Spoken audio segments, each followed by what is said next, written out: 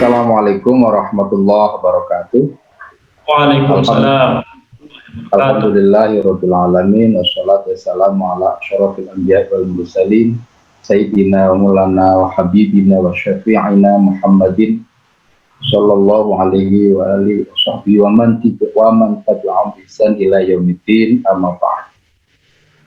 Ya, buku ini awalnya memang dari tesis sarjana magister saya ya. Jadi tesis kesarjanaan saya di IAIN Kalijaga Yogyakarta. Awalnya ini saya terinspirasi ketika muktamar NU di Lirboyo sebenarnya. Ya, waktu itu waktu pembukaan saya kira Gus Dur sebagai presiden ya hadir dan ya saya menyaksikan betapa euforia lah kalau mau dibilang itu euforia NU kader terbaiknya menjadi presiden dan kemudian ya isu macam-macam di situ ketika Said Akil yang sekarang jadi ketua PBNU dengan Hashim Muzadi ya. Nah, tapi bukan itu sebenarnya yang kemudian menginspirasi saya menulis itu. Tetapi banyak sekali buku-buku, tulisan-tulisan tentang NU yang saya kira tradisi beberapa kali muktamar memang bazar buku itu menjadi menarik ya. Bagi saya paling tidak ketika saya, karena waktu itu saya sedang S2 dan saya lagi ngawal Habib sebenarnya, para Habib di Jogja, Syarif Basyiruddin almarhum, almarhumullah. Saya memang mengikuti Bibhur, kita panggil Bibhur ya, karena saya waktu itu di Yayasan Sultan Agung bersama-sama beliau, ada pesantren, ada madrasah dan khusus untuk yatim piatu. Nah, ketika di sela-sela saya mengawal itu, saya keliling ke bazar, banyak sekali dokumen-dokumen tentang NU. Nah, kemudian saya melihat dan saya membaca, ini kayaknya menarik gitu, kalau NU tahun 94-99 sebagai sebuah kajian. Tentu pada saat itu masih hot ya, hot isu karena muktamar Lirboyo kan tahun 99 dan Gus Dur sudah jadi presiden. Jadi pada saat itu tentu ini masih sangat hangat sekali gitu. Nah, kemudian tahun 99 saya mulai menulis. Tahun 2000 sebenarnya sudah selesai. Tahun 2000 sudah selesai, ya seperti biasalah, saya masih kalau tidak sebagai aktivis waktu itu, saya ingin mengatakan bahwa saya nggak mungkin selesai masa magister nganggur gitu, jadi saya diamkan sampai saya punya pekerjaan tetap di Jakarta, waktu itu di Yayasan Rahimah, baru tesis itu saya kirim ke ketua bimbing, setelah itu kemudian penguji dan langsung nggak terlalu lama ya, dari pembimbing kemudian ke penguji dan selesai. Saat itu juga sebenarnya sudah banyak penerbit yang minta untuk dicetak ya, diterbitkan. Ketika saya selesai itu banyak yang minta, saya bilang itu dulu deh karena saya pengen lihat ada, kalau bahasanya novel tadi, ada kontekstualisasi karena pasca Gus Dur dilengsarkan itu kan juga menarik untuk diulas. Ada banyak hal. Kira-kira saya ingin menambahin beberapa bagian. Itu persis seperti yang saya ceritakan di pengantar saya di buku ini, itu saya ceritakan. Dan buku ini memang tapi kemudian tidak sempat diterbitkan karena satu lain hal, baru terbit itu sekitar tahun 2010. Nah, kemarin belum lama ini saya ketemu sama teman-teman Elvis, diskusi Elvis, wah ini menarik Mas, dicetak lagi kira-kira gitu. Karena ada beberapa momentum nanti di era sekarang, ketika NU Islamnya juga menjadi wakil presiden, ada kemiripan lah. Walaupun ini masih dokumen, artinya masih ya saya kira sebagai dokumen yang prosesnya hampir mirip ketika Gus Dur jadi presiden. Kira-kira gitu, bahwa kasusnya tentu pasti tidak bisa sama. Karena yang kasus yang saya pakai dari 94-99. Kira-kira itu, Mas moderator ya, Mas Noval, bagaimana buku ini kemudian lahir dicetak, dan memang ketika oleh LKIS ini judulnya memang berubah menjadi Aswaja. Nah, ada dua di buku ini memang ada dua poin. Ada dua, kalau tidak ada dua gagasan besar. Pertama tentang Aswaja Ahli Sunnah wal Jamaah, Nahdlatul Ulama. Ini menjadi penting hari ini karena beberapa kali Muktamar Al-Aswaja An-Nahdliyah itu juga menjadi bahasan serius. Tentu ada yang setuju, ada yang tidak. Ini memang saya agak detail sedikit ya, walaupun saya tidak mencantumkan beberapa teks Arabnya, tapi di situ ada rujukan-rujukannya dari beberapa hadis dan juga termasuk kritik ke hadis, pada hadis yang Satah Tariku Umat itu yang terbagi menjadi 73 golongan ya. Nah, ada banyak, itu kan kajian tentang firqah yang terbagi lebih dari 70 itu kan cukup lama, karena ini kan hadis pada masa Rasul. Itu ada teks, ada naqdus sanadnya dan ada naqdul matninya. Ada kritik matan dan kritik sanad, tapi saya tidak mengulas lebih jauh soal itu. Tapi saya hanya ingin menekankan bahwa ahli sunnah wal jamaah ala NU itu yang seperti dalam rumusannya Mbah Hasyim Asy'ari dalam Qanun Asasi yang Risalah ahli sunnah wal jamaah itu. Kemudian saya kira masih itu yang dipakai, dan ada perkembangannya menjadi ada manhaji, ada kauli, kira-kira gitu, di ahli sunnah yang manhaji dan kauli. Manhaji itu yang metodologi, yang kauli itu yang berubah mazhab, kemudian sudah pada produk, kira-kira itu, bukan pada proses. Kalau manhaji itu kan pada proses metodologinya.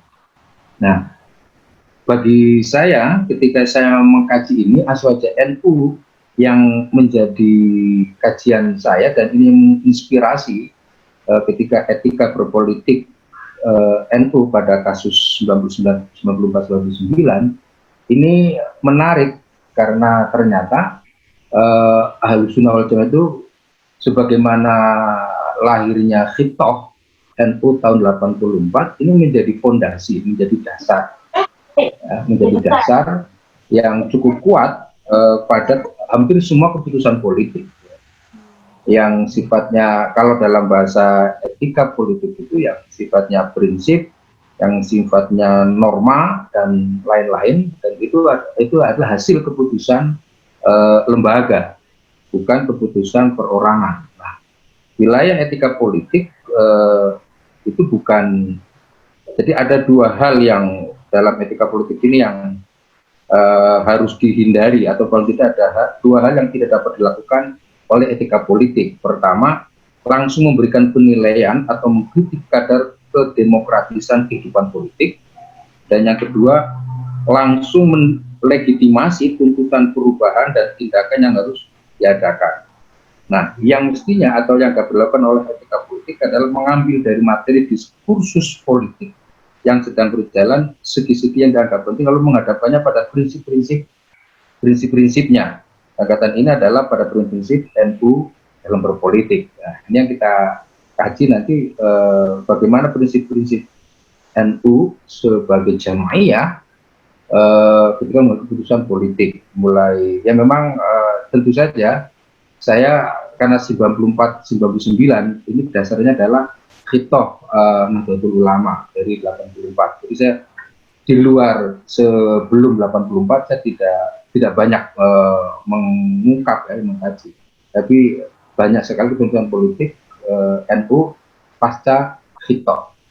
Jadi kalau bicara politik dalam konteks ini tentu dimulainya dari Khittah tahun 84, kemudian 89 muktamar di Krapyak, kemudian 99 di Cipasung.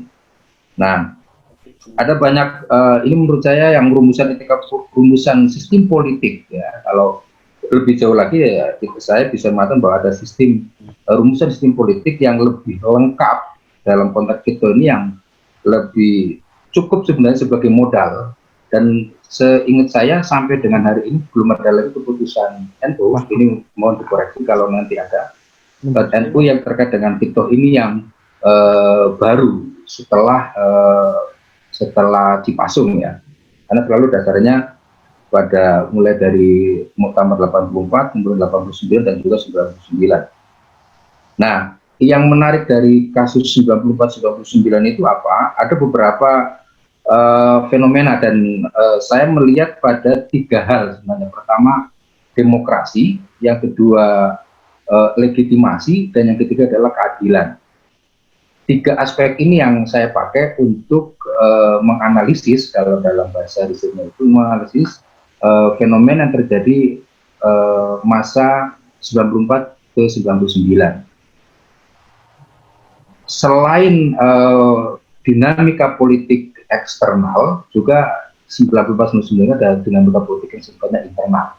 Mulai dari proses pemilihan tanfidiyah NU, PBNU. Jadi ketika Gus Dur dipilih yang ketiga kalinya, itu juga luar biasa. Itu penting menurut saya sebagai sebuah catatan sejarah. Kenapa Gus Dur harus dipilih lagi pada Muktamar Cipasung? Itu dinamika politiknya cukup keras, karena sebenarnya Gus Dur juga sudah mau mundur, karena Bapak demokrasi tentu tidak akan, kalau bahasa yang lainnya, tidak mau mengingkari bahwa cukuplah 2 kali gitu ya, sebagai pemimpin itu 2 periode. Tapi karena ada situasi politik yang extraordinary kira-kira gitu kalau zaman sekarang gitu ya, itu menjadikan Gus Dur kemudian harus maju kembali, dan bagi Gus Dur majunya itu untuk menegakkan keadilan. Itu yang penting sebenarnya. Jadi ada proses ijtihad bersama, dan ini nanti singgungannya nanti dengan pemerintah dan NU sendiri ya. Jadi ada kubu yang paling kuat waktu itu memang Abu Hasan dengan Gus Dur, walaupun sebenarnya calonnya ada yang lain. Ini satu hal ya. Jadi ini panjang, karena baru 2 tahun kemudian proses legitimasi Gus Dur atau PBNU di mata pemerintah baru selesai. Itu pun di luar kebiasaan diterima. Dianggap legitimitnya itu bukan di istana seperti biasanya, tapi di luar istana. Waktu ada peristiwa Robito Mahat Islami mengadakan Mukernas, Rakernas. Jadi itu baru NU atau Gus Dur dianggap legitimate, karena itu pun sebenarnya karena sekali lagi politik simbol ya. Gus Dur digandeng oleh Soeharto, kemudian macam-macam lah, jadi boleh dianggap selesai. Nah, itu satu fenomena. Jadi antara Gus Dur masa Muktamar di Cipasung, kemudian yang dengan bahasan KPPNU dan seterusnya, sampai dengan peristiwa lahirnya PKB tahun 98 ya.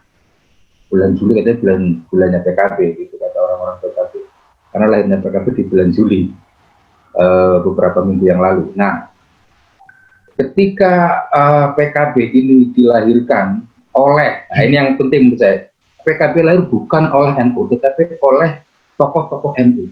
Nah, karena bagaimanapun NU itu tetap menjaga khitab. Nah, itu menurut saya agak detail cerita itu. Bagaimana sampai kemudian saya mempulas juga tentang lalu hubungan NU dan PKB itu seperti apa, Pak? Itu hubungan relasional, bukan hubungan struktural atau apa. Jadi tidak bisa mengklaim bahwa PKB itu partainya NU, nggak bisa mengklaim juga, karena sesuai dengan khitab ya, NU itu bisa ada di mana saja, bisa siapa partainya tidak salah, kira-kira gitu, orang NU. Jadi lagi-lagi adalah orang NU, bukan NU sebagai institusi.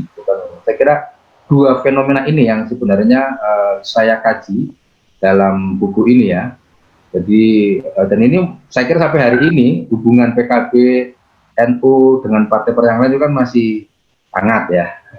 Dan punya implikasi sebenarnya ketika Abu Hasan dan tahun 98 ada multi partai sampai ya, kalau jadi bukan konflik ya, mungkin ya dinamika lah, dan dinamika itu sampai dengan mereka tidak mau ikut gabung di partai yang dilahirkan, bahkan dilahirkan, difasilitasi oleh tokoh-tokoh NU, kira-kira gitu. Ini yang menurut saya Nanti di belakang kemudian saya bisa mengatakan dengan menggunakan Ahlussunnah wal Jamaah sebagai prinsip dalam etika berpolitik, ini yang tidak bisa dipahami oleh kelompok-kelompok atau para peneliti di luar kita. Gitu.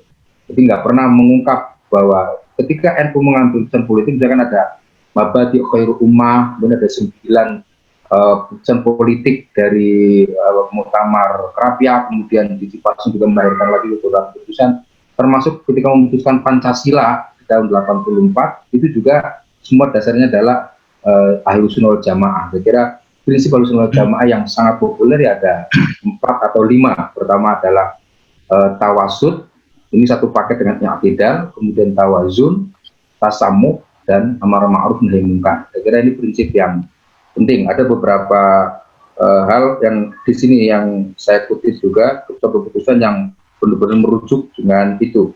Dan ada banyak istilah-istilah yang menarik menurut saya di masa-masa itu untuk penyelesaiannya. Jadi demokrasi, kemudian legitimasi dan lain-lain kan saya pakai untuk melihat banyak fenomena, termasuk penyelesaian antara puasa dengan jujur. Itu juga bukan formal, pendekatan formal, tapi pendekatan yang versi tradisi Ahlussunnah wal Jamaah, ya, apa istilahnya, rujuk ilal haq, karena ada banyak orang yang kemudian ikut ke kelompok mereka, ikut MLB, ada bahasa-bahasa seperti itu. Nah, islahnya itu adalah rujuk ilal haq, balik kepada yang hak itu ya Pak, institusi berdasarkan keputusan syuriah dan juga tanfidiyahnya sesuai dengan keputusan yang diambil oleh Nahdlatul Ulama, bukan personal. Itu. Ini contoh yang, ini misalnya beberapa keputusan ya, ini contoh saya mengutip di halaman 82. Bahwa PBNU tidak mendukung namun juga tidak melarang ketika lahirnya beberapa partai. Beberapa petunjuknya antara lain: 1, semua pendapat tidak terjebak dalam romantisme reformasi dan tetap menjunjung tinggi khitoh NU hasil putusan Muktamar NU ke 27 Situbondo, dan 9 pedoman berpolitik bagi NU hasil Muktamar NU ke 28 Rakyat di Jakarta. Dan pendirian partai harus disertai dengan pemantauan sistem politik yang adil, demokratis, dan berakhlak. Saya kira ini penting ya. Kemudian agar partai bagi warga NU itu bersifat tunggal sehingga lebih strategis dan solid. Ini ketika mendukung salah satu partai. Dan agar jangan mempromokan partai secara tergesa dan perlu koordinasi dan inklusi dengan PBNU. Ini beberapa prinsip yang dipakai ketika munculnya banyak partai dan harus seperti apa. Nah, untungnya kan ketika PBNU walaupun secara tidak formal mendukung salah satu partai yang dilahirkannya itu mendapat urutan yang nomor 3 dari sisi perorangan suara. Artinya apa? Artinya pilihan politik NU itu benar-benar diikuti oleh warga Nahdliyin, warga NU secara keseluruhan. Jadi selalu prinsip-prinsip itu yang dipakai. Nah, kesimpulan saya, menurut saya temuan yang saya paling tidak, kalau boleh saya katakan temuan, jadi etika berpolitik NU itu memang ya sumbernya dari Aswaja, bukan dari yang lain-lain, dari Ahlussunnah wal Jamaah. Jadi kalau kita melihat bahwa bagaimana sikap kemasyarakatan ya, Mabadi Khairu Ummah itu dasarnya banyak sekali pasti dari Ahlussunnah wal Jamaah. Yang paling pokok biasanya adalah tawazun dan tasamuh. Kemudian amar ma'ruf nahi munkar, i'tidal, dan tawasul. Saya kira itu Mas sebagai pengantar diskusi. Jadi ketika misalkan ada peneliti asing yang mengatakan bahwa NU pragmatis, NU terlalu. Jadi ini bukan politik praktis, sama sekali sikap politik ini bukan politik praktis, tapi politik kenegaraan, politik keagamaan, politik kebangsaan, politik kerakyatan. Bukan semata-mata hanya untuk sebuah kepentingan sesaat, kira-kira gitu. Itu yang ingin saya catat. Jadi keadilan yang diminta oleh NU sebenarnya selain keadilan untuk ke masyarakat, juga keadilan untuk bangsa dan negara. Saya kira itu, Mas. Mudah-mudahan ini bisa menjadi pengantar diskusi. Nanti saya kira bisa kita dalami lagi. Kurang lebihnya mohon maaf. Assalamualaikum warahmatullahi wabarakatuh.